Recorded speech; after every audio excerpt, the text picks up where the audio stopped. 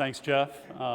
My mother would blush at that introduction. So, I am really pleased, really proud to be here. This is a really meaningful discussion for me, and I'm very happy that I'm competing with Goldman Sachs, I was told, for this audience today. So I'm really pleased to see as many people here as are.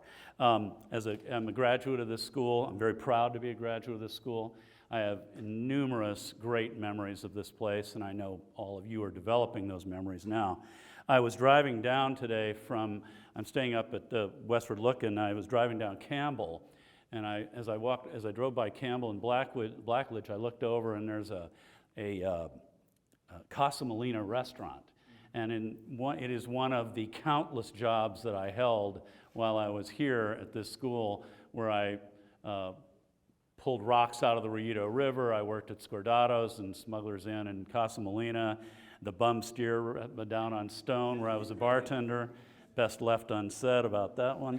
But at Casa Molina, I was a waiter there, and I remember one night I was walking by, and let's face it, Tucson is still pretty country in a lot of ways, and a lot of the local residents here are ranchers and people. And we had a rancher who used to come in and eat at the restaurant all the time.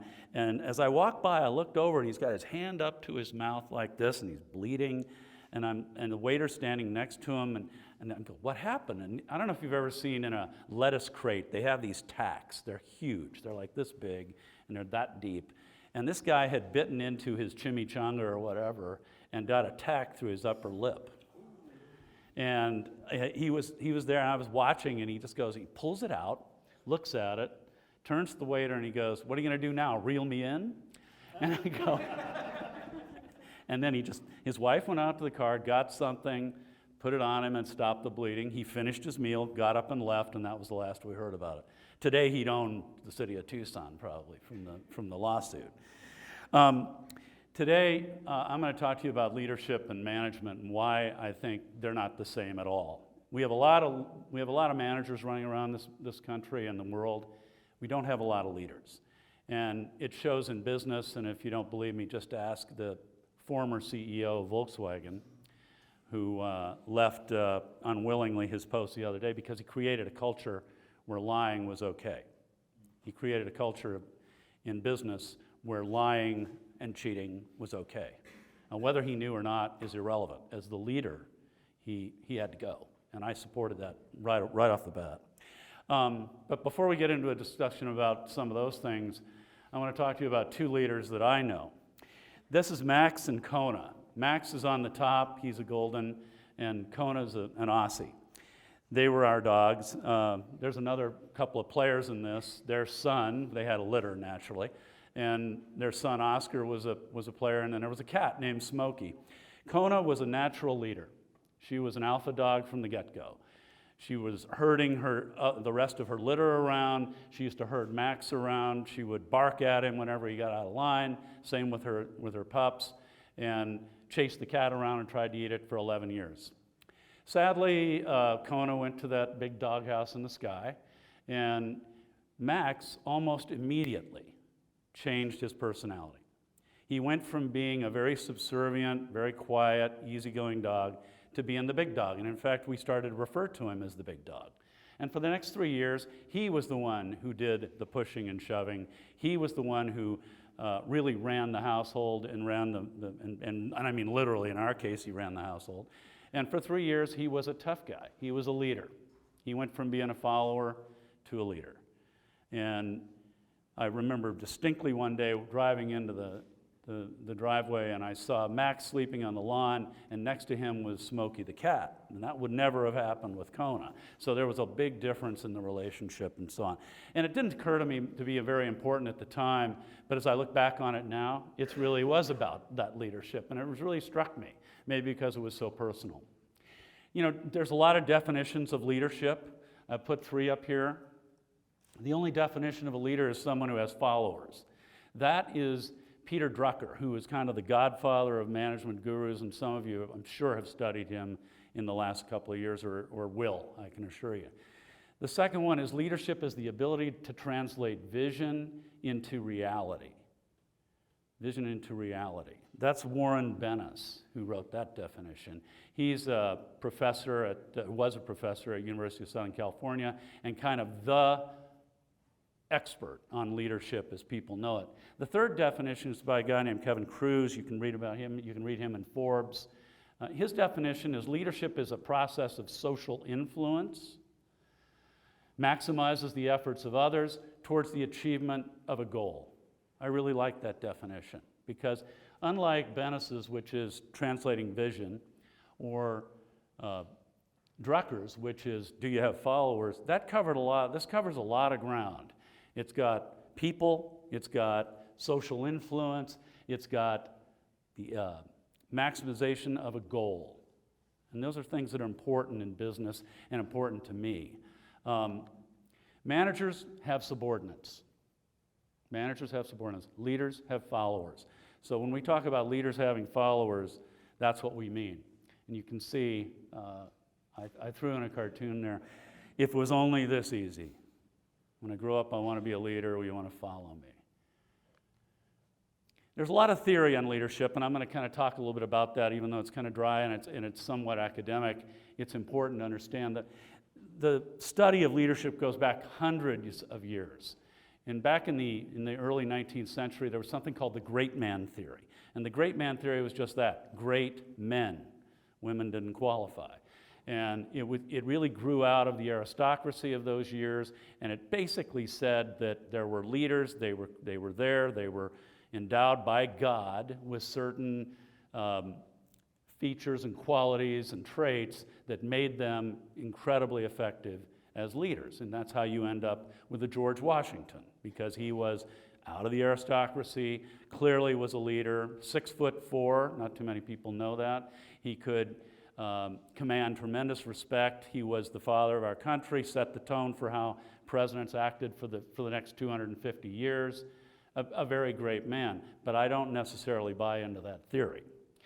As time went by, that theory sort of morphed into what's called the traits theory.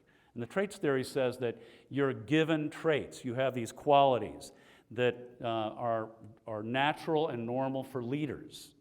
And they include things like ambition, aggressiveness, the ability to move people towards something. Those traits exist in people. Leaders are born, not made. That's the theory there. That morphed later into various behavioral theories and those are the counterpoint. Those theories are counterpoint to traits theory, because what they say is the exact opposite. Leaders are made, not born, that you can acquire or learn or develop the qualities that you need in order to be an exceptional leader. I buy into that somewhat. To a certain degree, I believe in that. The contingency theory is one that says something even more complex. It says that there's a bunch of factors that come together, situations, the personality of the individual, the people involved who are going to be with this individual as followers of this leader, and that all that creates a kind of nexus of leadership, and those contingent situations, the various situations that you face along the way, make the difference. Maybe. There's certain styles that are associated with leadership too. Situational leadership was developed by a guy by the name of Ken Blanchard. Some of you may have heard of him. He wrote The 1 Minute Manager, another management guru. Pretty powerful guy, good speaker, gets $50,000 to give a speech, develops this thing called situational leadership, where it's really about what type of direction do you give people based on two things, the level of their competence and the level of their commitment. Has anyone studied this or heard about this before? It's a pretty common thing. And the classic example is you're talking to John sitting in the chair next to you, and if John has no competence and he has no or very low commitment, you say, John, please stand up, get out of your chair, walk over to that pencil, pick it up, go to the drawer, open the drawer, put it in the drawer, come back and sit down in this chair. Highly directive. Right? You're telling them exactly what you want done. Now, Sally, on the other hand, may be highly committed, and she may have a very high degree of commitment. She knows what she's doing, and she knows a whole lot about pencils. So you might say to Sally, hey, Sally, check out that pencil over there. We probably ought to do something about it. And that's it. You're highly supportive of her. She goes and takes care of it. She does it. And it's a very, very small level of direction. So it's situational, depending on what level of commitment and competence the people have. Transactional leadership is when it's exactly what it says. I'm the supplier of labor, you're the buyer, I supply it to you, you pay me, I do exactly what you say. Anybody know of an example of that? Really common example of that. Yeah. Yeah. You know, it's the big example, of course, is the military. You enlist in the Army, potatoes need peeling, the sergeant comes to you and says, go peel those potatoes, get back to me when it's done. Very transactional, it's a transaction.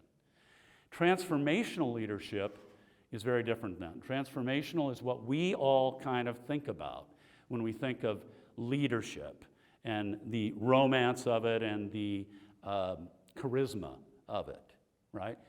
The transformational leader is somebody who has a vision and he's able to communicate, or she is able to communicate that vision.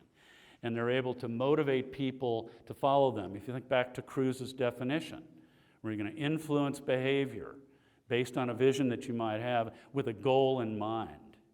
Transformational leaders are, in my mind, some of the best leaders. And if you think about the two classic examples of transformational leaders in the 20th century, you would think in two presidents, you would think of Franklin Roosevelt and Ronald Reagan.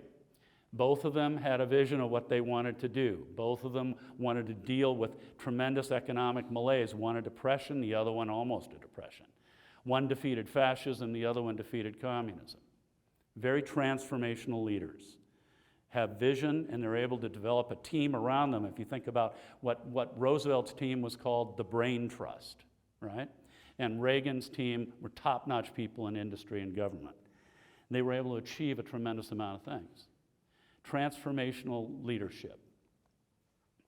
But when you think about the pop culture and you think about what makes somebody a particularly strong leader, you oftentimes think of Star Trek, and I'll explain why. When I was at Paramount Pictures, taking Forrest Gump and licensing it to the name Bubba Gump Shrimp Company, they had one other property that was just a home run, millions and millions of dollars of income, and that was Star Trek. So it's very deep in the pop culture, and I thought it might be appropriate to talk about some of what makes it such an unusual. I don't believe in a no-win scenario. You are looking at the only Starfleet cadet who ever beat the no-win scenario. I don't believe in no-win scenarios.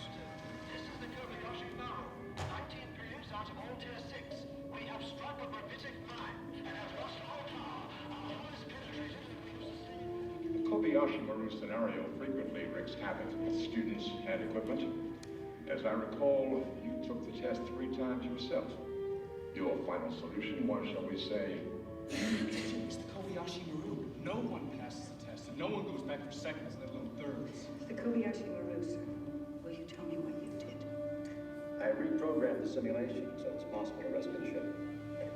So, we've managed to eliminate all enemy ships. No one on board was injured, and the successful rescue of the Kobayashi Maru crew is underway. I don't like to lose. Sorry, I have a Mac. I can tell you. Everything's different on PowerPoint with a Mac. What makes Captain Kirk topical for this discussion, and something that I wanted to talk about, is that Kirk is what a literature professor would call a Superman, right? Whether it's played by Chris Pine or William Shatner, he never loses. He always wins. He solves every problem. He wins every situation. He's a Superman. But Kirk's leadership style is what I would call very entrepreneurial, because he's sometimes transactional, very often transformational. He's clearly situational, because he treats Dr. McCoy very differently than he treats Scotty or Sulu or Chekhov, right? He develops a lot of different management styles that he uses when he's dealing with those people. At Bubba Gump Shrimp Company, and what you're seeing here is the Monterey Bubba Gump. That was our original restaurant, opened when we convinced Paramount Pictures it was a good idea to do this. We really didn't know. We really didn't know if it would work. Market research later bore out that there was an unforced translation from the movie to a restaurant. It made sense that a restaurant would exist. And I can't tell you how many times I had customers come up to me and say, well, I knew you had the shrimp company, but I never knew you had the restaurant. Like, no, not really, but we did. We opened it thinking it would do $3 million its first year. It ended up doing $6 million. It was wildly successful. We went on to prove the concept out in a number of locations around the world: Hong Kong, London, Tokyo, New York, and Times Square, and so on. And we were very fortunate. Why were we fortunate? I had a superb team of people, really good people, and they were very motivated and very hard workers. My management style with them was very supportive, not very directive. I'm a pretty participative, collaborative manager. I like to get a lot of ideas from people, and I like to bring it all into a group where we can talk about it kind of ad nauseum, and some people don't do well in that situation. But once we decide on a course, then that's our course. And we stay on it, and we follow the strategy or the direction using the tactics that we've described or that we've come up with.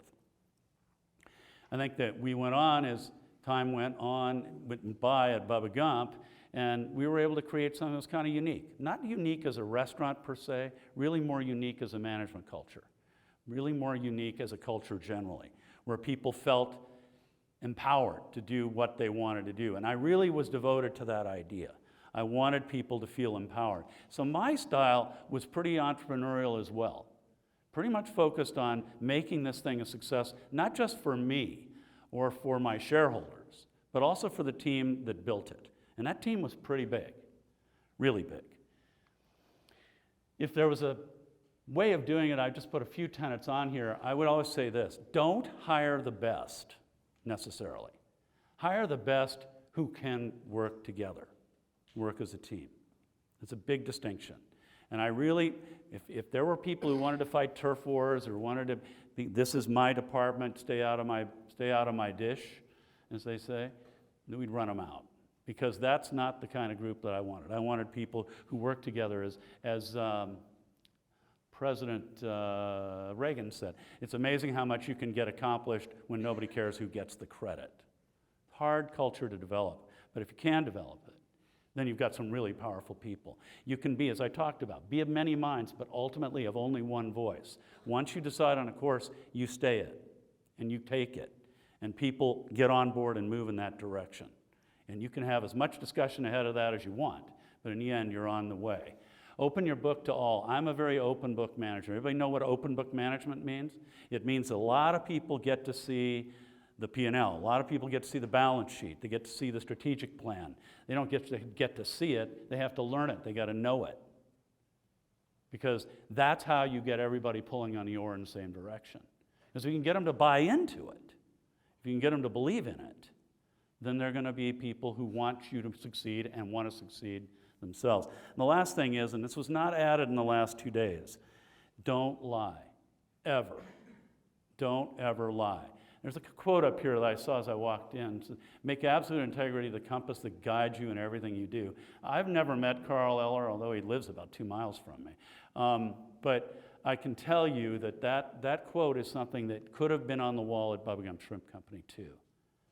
We believed in integrity, and if you couldn't live up to that, you really didn't belong, and you really felt it right away and you wanted to get out of it.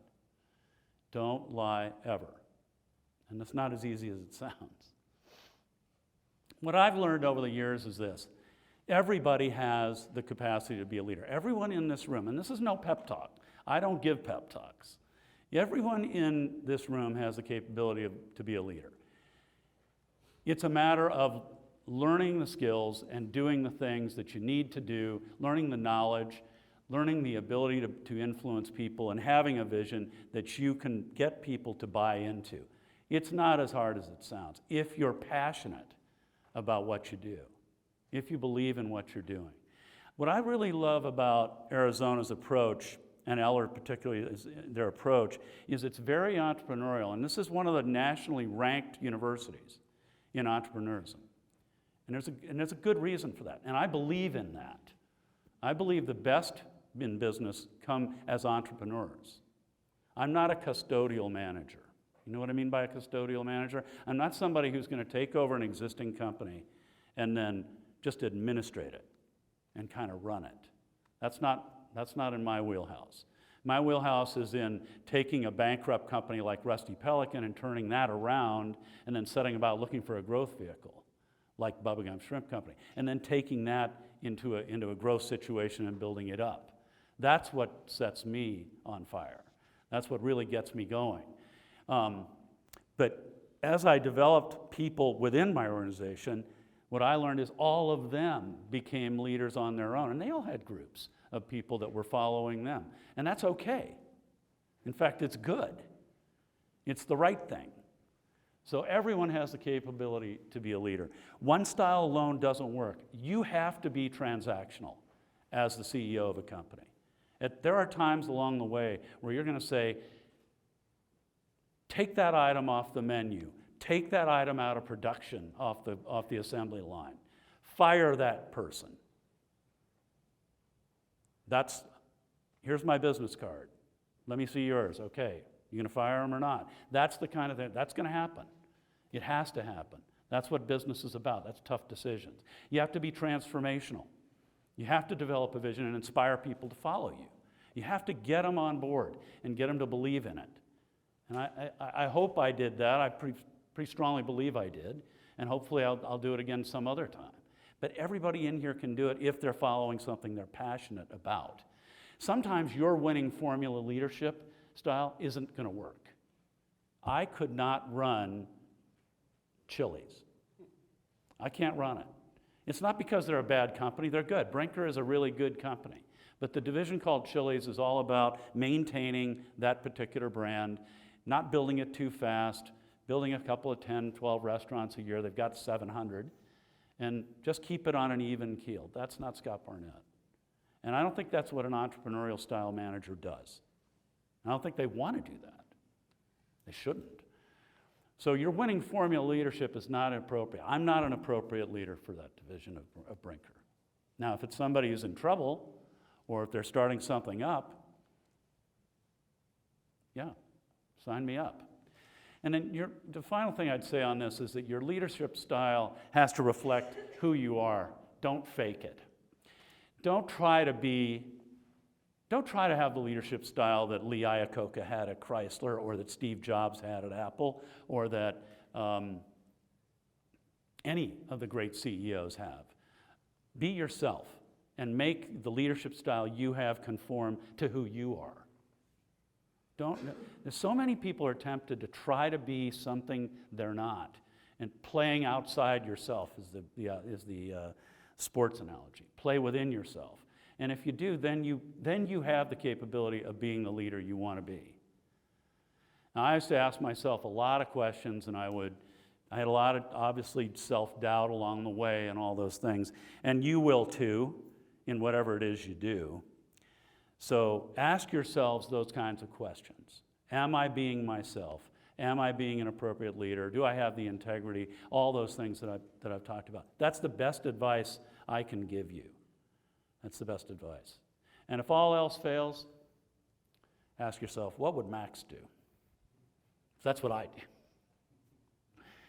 Okay, we have some questions. I have some books up here, and the first 10 people who ask a question, each one gets a free copy of my book, signed by me. So, any questions? Yeah? How did you get into the hospitality industry after graduating from Eller? What drew You pass that back to him? you want to pursue something with not only Bubba Gump Shrimp, but with everything else involved as well?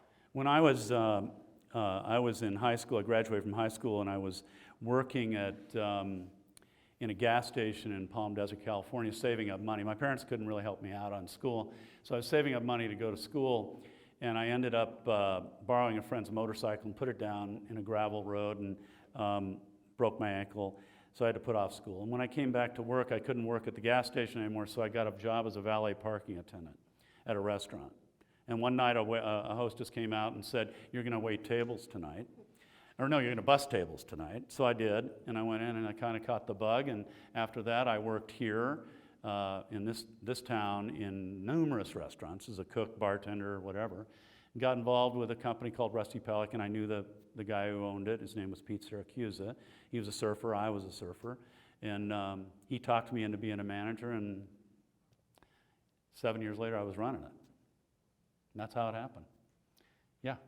Something that really struck me that you said was that it's not always about the best possible people to get on your team, but it's about making sure that they're good quality people that also work well together. But you don't always know if people are going to work well together beforehand, like when you first meet them. So how do you know how to strike that balance? Recruiting's a 50-50 game. Okay? You can get good ones, you can get bad ones. The only way you're going to know is by doing it. You can get a feel for it because, I mean, I had a very diverse group. And I also had, most of my senior management were women, which is, it's unusual in the restaurant business all the time. It was really unusual 10 years ago. And what mattered to me was, could you work together? And if they couldn't work together, it became very evident very quick, then they had to go. So that, I got very transactional in that one. Yes? Sometimes in large organizations, I understand that it's really hard to collaborate and communicate with every member on the team. Uh-huh. What is one suggestion that you would have in order to encourage communication? In order to encourage communication Within large groups? within large groups? A couple of things. And that's a really good question, by the way, because I had 5,000 employees. First of all, I'm a huge believer in repetition. Huge. I can't tell you how. We had 5 goals we set every year. Every meeting, every group meeting, every time I went to a restaurant, I talked about those goals. And I repeated them over and over again. I can tell you what they are right now for the last year I ran the company. Increasing same-store sales. Always the number one goal at Bubba Gump in terms of its strategy. I would say that's one. 2, we had employee roundtables where I went around, where I or 2 other senior people within the company went around and held meetings with the people in those restaurants, employees, without managers present. And we would talk about what the goals were, but we also got feedback from them about what was good, what was bad, and what they thought could be done to make the process or the restaurants better. So we listened. And if you don't become a listener in that, and if you don't believe that some of your lowest level people can come up with the best ideas, you're crazy. They can. They really can. Yes? So going back to your,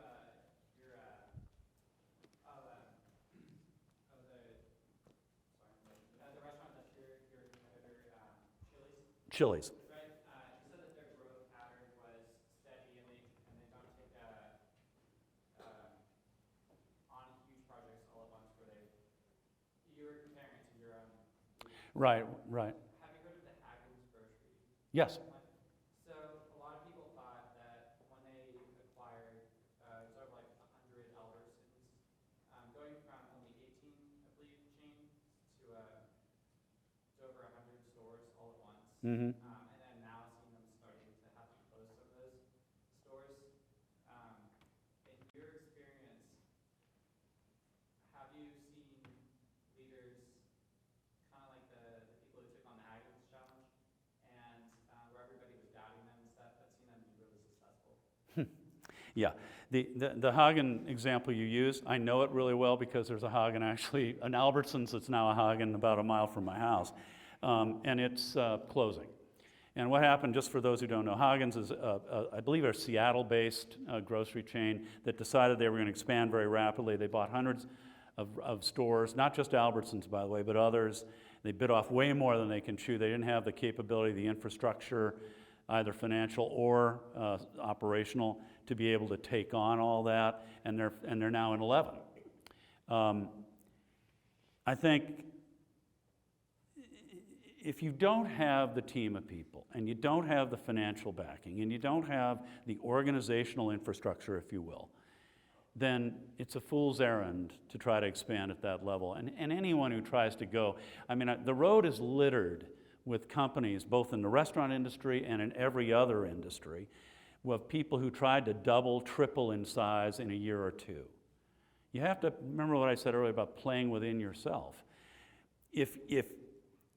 Another example is Northwest Airlines. Back years ago, Northwest Airlines had this supposedly great management team, and they were going to acquire a much larger airline in, I believe it was Delta.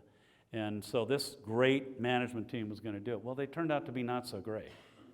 And Delta went in, as they all do, all the airlines do, they went into bankruptcy. But the other examples are, there's countless ones of companies that have grown successfully and quickly because they hit right on the business cycle curve, or they had the right team and they had the right financial backing and all the rest.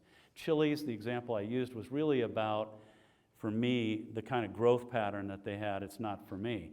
I can't triple a company in size in 1 year unless I have a super team. Not just a good team, a super team. And I can't do it alone. It's got to be a whole group effort. Yes, yes. There's two questions. First is, what were the 5 goals the last year that you were in Bubba Gump? Increasing same-store sales, making budgeted profit, building a bench, which means getting enough people that you can expand and have the team to grow on the basis of your growth pattern. Reduce costs of construction for new restaurants, because our restaurants were costing $4.5 million a piece, and we need to get that down to $3.5. Create an environment where people can become champions. Those were the 5 goals. Awesome. And then I've heard a lot about successful businesses that have everyone reaches a make it or break it moment where you take a risk and it works out and boom. Do you think that's true? And if it was, what was yours? The question was, is there a make it or break it point in every business where you either get through it or you don't, and it can, I guess, destroy the company is what you're really saying.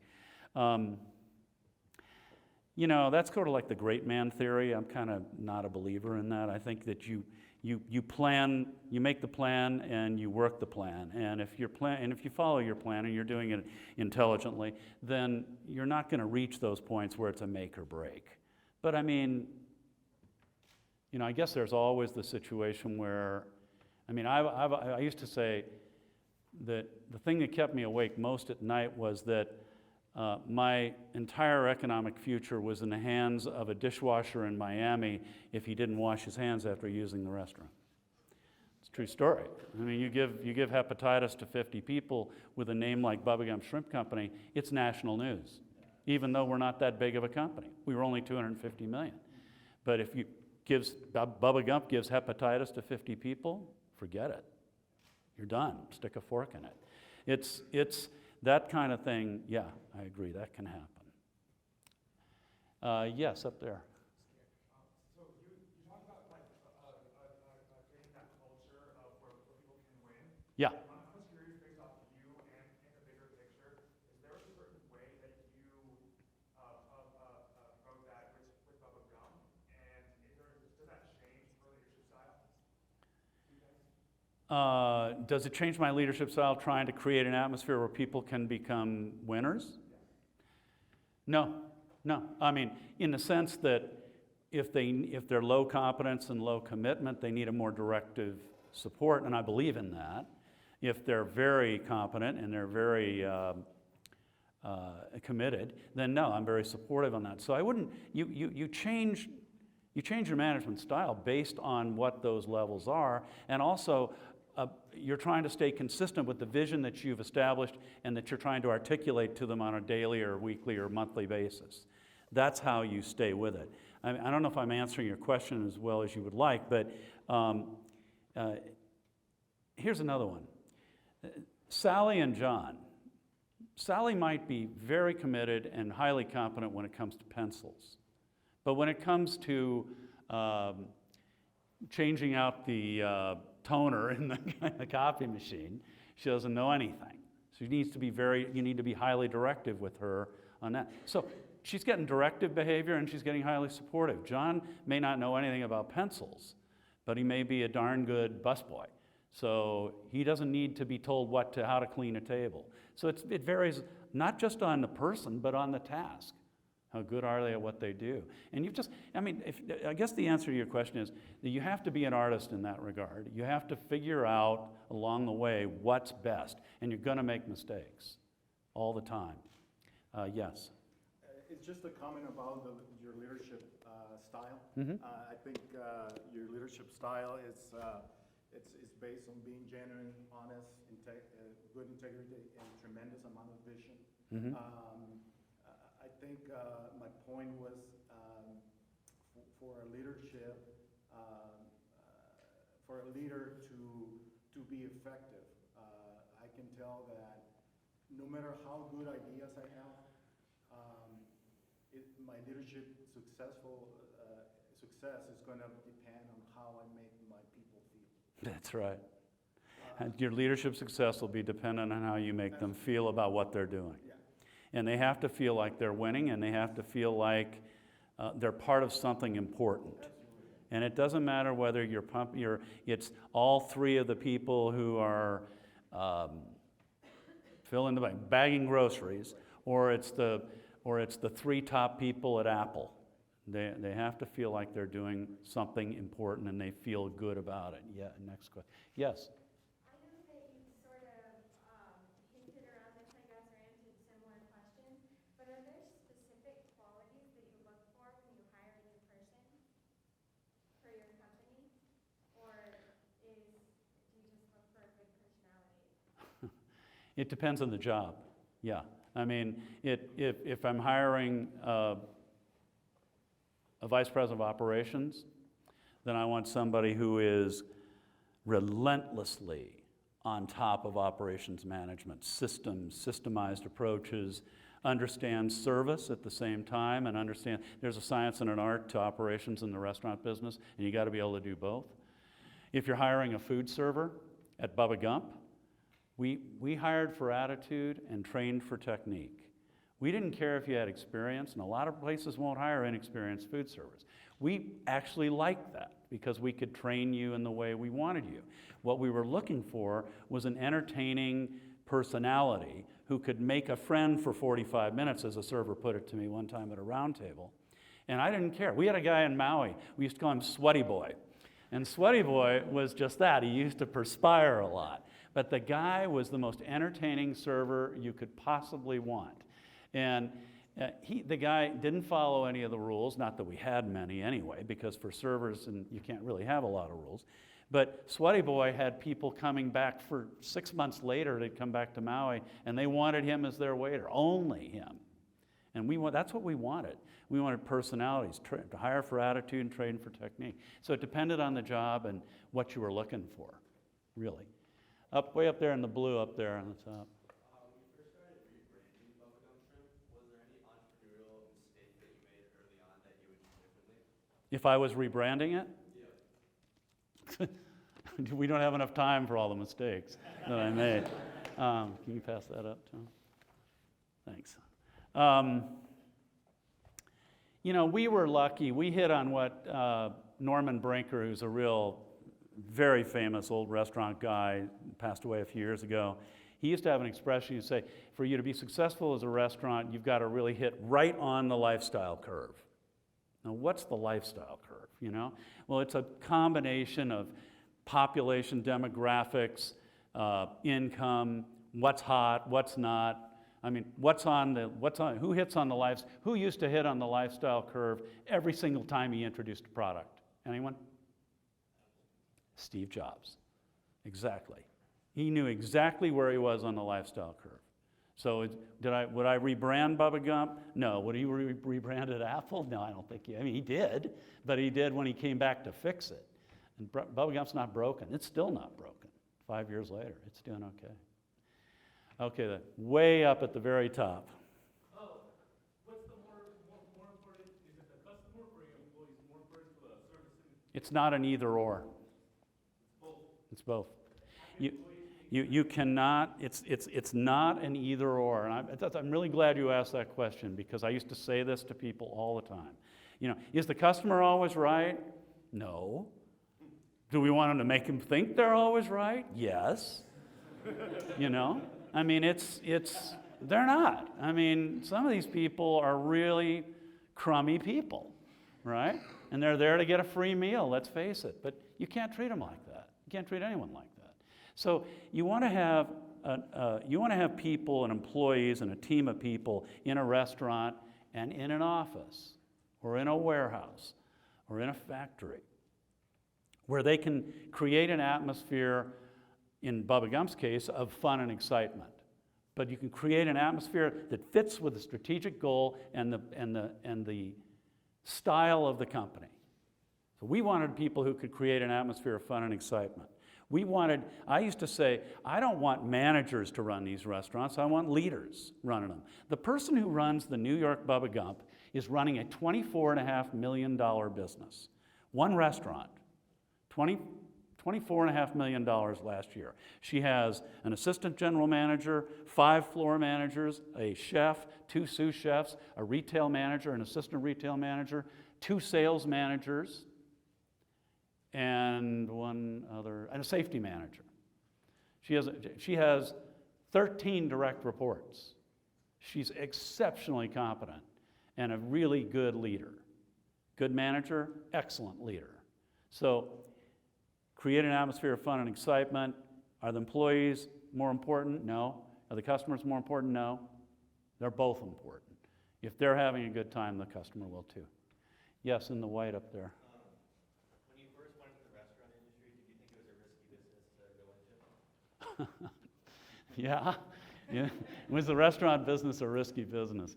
There is no, I mean, the commonly held belief is that 90% of all restaurants fail in their first year. It's crap. It's not true. The real number is about 65% of restaurants fail within 3 years. Just so you know, 65% of dry cleaners fail in the first 3 years. 65% of used car dealers fail in the first. Everybody fails. It's not, the failure rate in restaurants is not that high. What's the problem in restaurants is the profit margin for the not so good performers is like that. It's nothing. So you can still stay in business, and a lot of you can go into any city in America and see a lot of these mom and pop one-off stores that are probably skimming a third of the business in order to not pay taxes and be able to stay in business. But it's very few that break through and make the kinds of profits that you would all like to make, and that's going to excite private equity or venture capital and that type of thing. Very risky in that regard. Yes, next question. Yes, right here. When goal setting, how do you come up with your goals, and then who do you get input for those goals, and how often do you change them? Well, we had annual goals, which we set by my management team and I getting together in strategic planning every year and came up with the following year's goals. And that was done during the budget process. So if we were starting the budget process in September, we'd work all the way through December till we got a final budget, submit it to the board, and we get it approved. At the same time, we would also do our goal setting. Now, we also had quarterly goals, which we set, and those were set from operations down through the restaurants. So it was a bottom up and top down. Absolutely. I mean, it is, I've used this expression already once today, it's a fool's errand to try to create goals from the top down only. You're an idiot if you do that. Let me put it bluntly. You're a screaming idiot if you try to do it that way. Because if you don't have buy-in from the bottom up, you're going to fail. It's an axiom. It really is the case. Yes? I was curious, you said as a teenager and a young adult, you have many, many jobs. Yeah. And I was curious how beneficial that was to you compared to having like one steady job. Like what's The question is, was it beneficial to have so many jobs, and would it have been better to have just one? In today's world, where everything is so specialized, and when I went to school at University of Arizona, you just applied, you were accepted, you said you declared your major, you went into that school, that was that. In today's world, you've got to get into this school, right? And you got to stay in. And you've got to get a certain GPA, and so you got to be more specialized. You've got to be more, and it would be very helpful, I think, if you were working in a business that is something that is going to be applicable down the line. Now, it just so happens I end up in the restaurant business, and I worked in restaurants. That works out great, right? But I mean, if you're working in a bunch of restaurants and you're going to end up in systems technology, probably a good idea to try to look for a company. Not that you're going to find many, sadly, in Tucson, but and by the way, I want to add something on that. I was astounded, stunned over the last couple of times, and Jeff, I've talked about this with you, about how little has changed here over the last 30 years since I went to school here. And it's really amazing because there were a lot of people in my generation who wanted to stay. They wanted to be in Tucson. They like it. It's not a bad place to live. It's beautiful. The weather's great. There's a lot to do. You've got the mountains. You've got Mexico down the way. I mean, there's a lot to do. But there aren't a lot of opportunities here. And I think that's really unfortunate.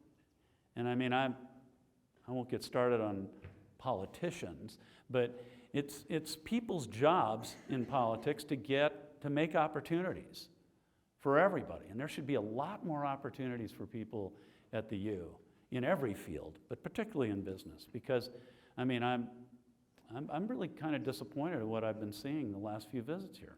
It's like there's two cities here. You know, if you live north of Rio River, that's one city. If you live south of Rio River, that's another. And it's and except for the U, and there's pockets like El Encanto and that kind of thing. But I mean, I'm surprised that Phoenix has gone off like a rocket. It's a mini LA. Lots of opportunities, lots of growth, lots of chances for people. And here it's just kind of still the same, just kind of toddles along. This university ever closed down, my God, you just closed down the city. And it's really astounding. Other questions? Yes?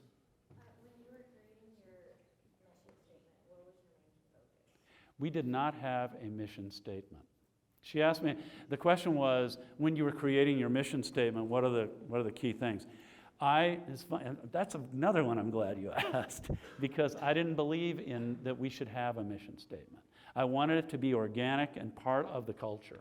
I wanted the culture to be ever-changing, ever-growing, ever-different. Look, I'm a rule breaker.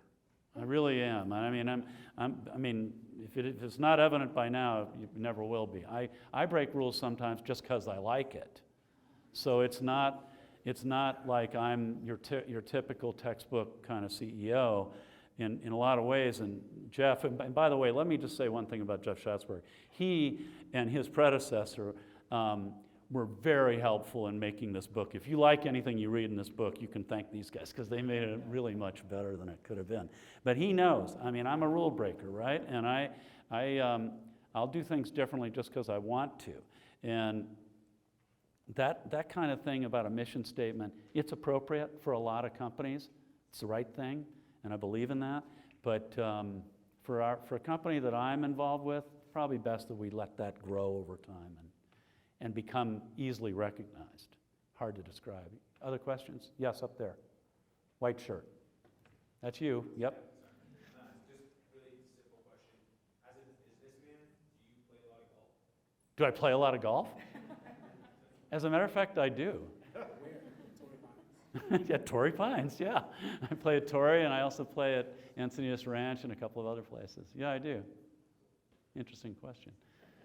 Yes? So if you're a leader and somebody in your group is not picking up the work, how do you get them to kind of do their part in the group with that?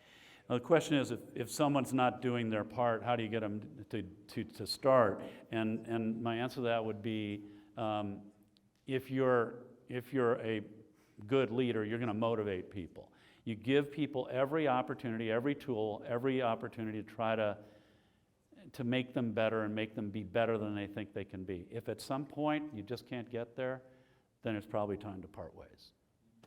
And that's when you get transactional. Okay, we have time for 2 more questions. Sorry. Yes, right here behind the camera. Do you have any routines or habits that you get daily that kind of enhance your ability to lead your own business? Anything you recommend? Yeah. Every day I write a to-do list. Every day. Not on Sunday, but actually I write one Sunday night for the whole week. But I write a to-do list when I get up. I work out a lot. I like to stay in good physical shape, and I think that's important for leaders, that you stay physically sound and in good shape.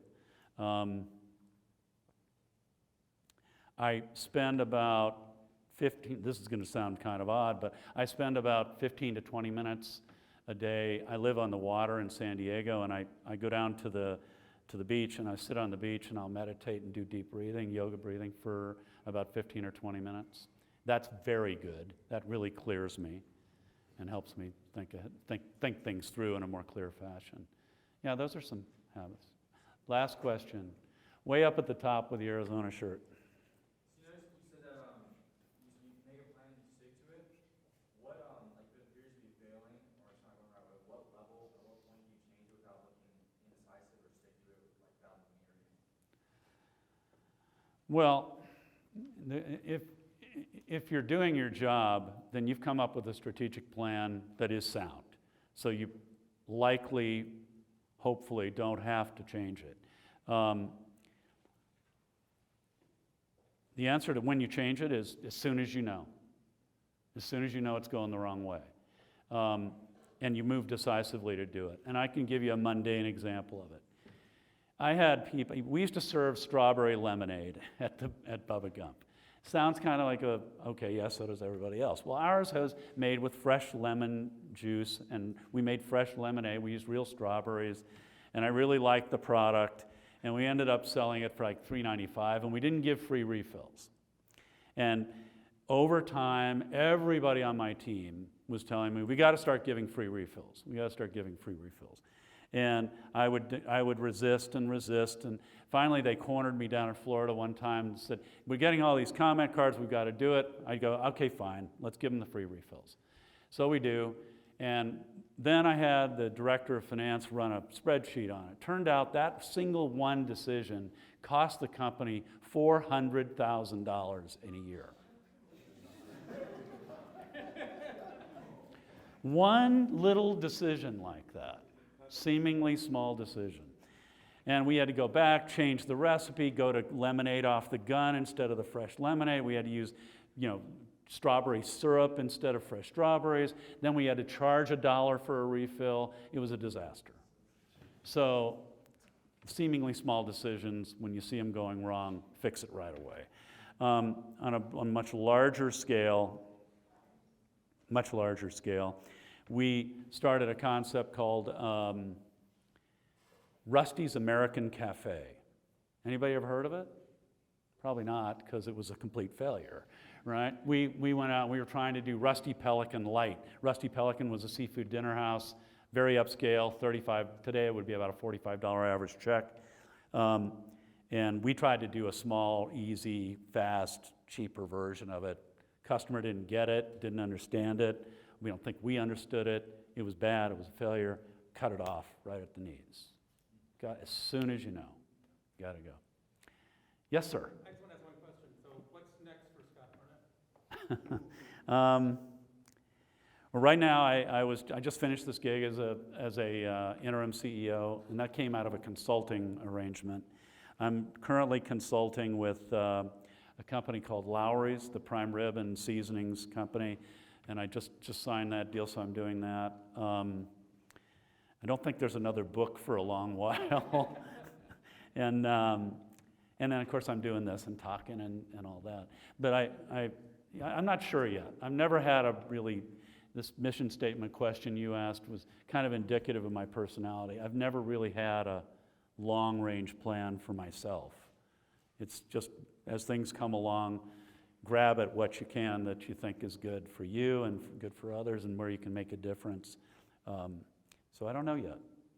We'll see. Listen, I'm sorry that this went on for an hour, and I don't know if it was supposed to, but I really enjoyed it. I can't tell you, whatever you get out of this, I got more, trust me. And I'll give you with one last piece of advice I'll tell you about my son. My son is a really smart guy, very smart. He got 1550 on his SATs, 4.6 GPA, but he used to be painfully shy. And he went to school back east, and he was getting his normal good grades, but he wasn't getting his great grades, and it was because of his class participation and all the rest of it. And he called me up one day very upset, and he was saying, you know, I don't know what I have to do. I don't know what I can do. They're just not, you know, I'm not able to make this work, you know, in a public setting. And I said to him, you know what? Why don't you next semester take an acting class? This is a guy who's economics major. He's very smart, works at a hedge fund now. And he said, an acting class? And I'm like, yeah, why don't you take an acting class? So he did, and then he took another. And last year, I was at his, he was announcing his engagement. He was getting married. He got married this summer. And we were walking back to the hotel. He was dropping me off in Boston. And he turned to me and he said, you know that advice you gave me about taking an acting class? And I said, yeah. And he goes, that was the best advice you gave me all through college.